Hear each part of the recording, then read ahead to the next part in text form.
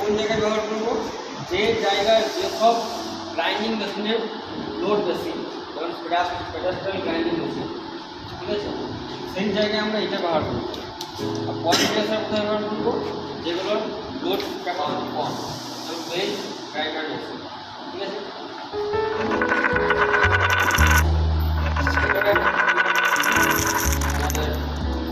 এবারে কী করবে, এটাকে ড্রিলটা করেছো তোমরা, কাটিং স্পিডে জানো কীভাবে কাটিং স্পিড বার করবো, কীভাবে আর কি বার করবো, ট্যাপারস্যাক আর Rupees 222 received on phone pay. আর দেখো প্লেট প্লেট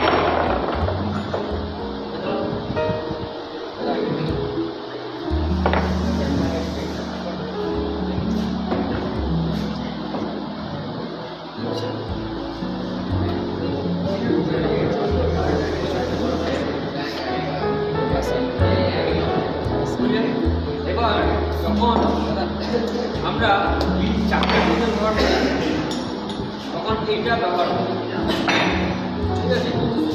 এই চারটে যখন আমরা ব্যবহার করি চারটে, তখন আমরা কী করি,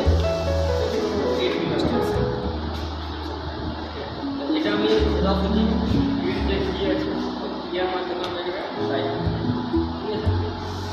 ট্যাপারস্যাক যখন আমরা ব্যবহার করবো তখন কিন্তু এটা ট্যাগ, এটা স্যাক, ঠিক আছে। এই যে খালগুলো রয়েছে এগুলো কী বলে, এই যে এটা রয়েছে এটা বলবো ল্যান্ড, এই যে ওপরে যে মার্জিনটা রয়েছে মার্জিন,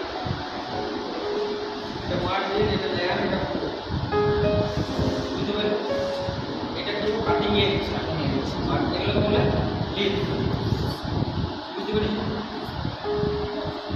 স্পাইডারের মাধ্যমে